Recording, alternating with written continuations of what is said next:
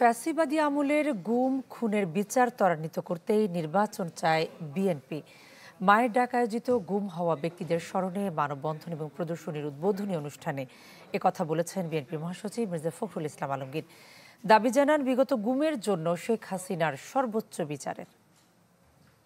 বসুন্ধরা ডায়াপেন্ট এখন আরো উন্নত।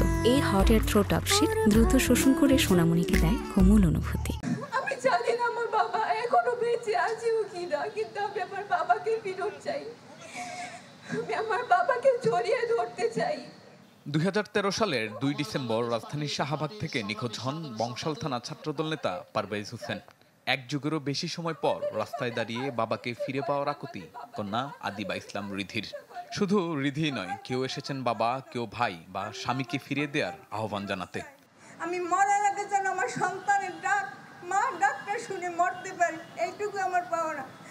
জাতীয় সংসদের দক্ষিণ প্লাজায় ফ্যাসিবাদী আমলে গুম হওয়া ব্যক্তিদের স্মরণে মানববন্ধন ও প্রদর্শনীর আয়োজন করে মায়ের ডাক, যেখানে ভুক্তভোগীদের ফিরিয়ে দেয়া ও বিচারের দাবিতে 11 দফা দাবি তুলে ধরা হয়।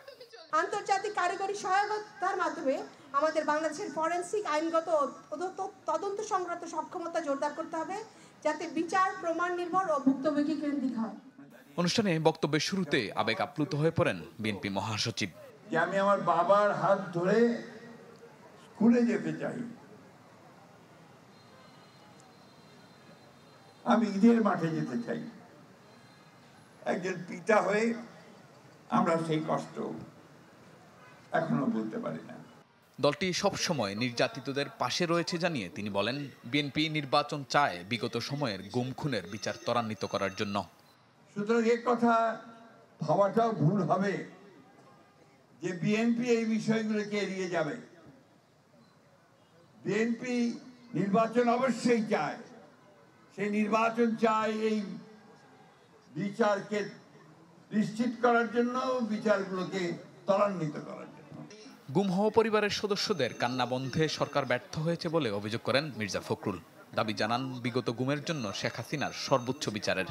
ইন্টারিম যে গভর্নমেন্ট, মধ্যবর্তী যে সরকার, তারা সম্পূর্ণ ব্যর্থ হয়েছে এই গুম কমিশনকে পাবলিককে নিয়ে আসার, পাবলিক শুনানি করার। তারা ব্যর্থ হয়েছে এই শিশুগুলোর, তাদের আত্মীয়দের, তার মায়েদের, তার ভাইদের যে কান্না, সেই কান্নাকে বন্ধ করার। পরে বিগত সময়ে গুম খুনের শিকার ব্যক্তিদের নিয়ে আলোকচিত্র প্রদর্শনীর উদ্বোধন করেন বিএনপি মহাসচিব। শাহানিয়াজ বাবলু, চ্যানেল 24, ঢাকা।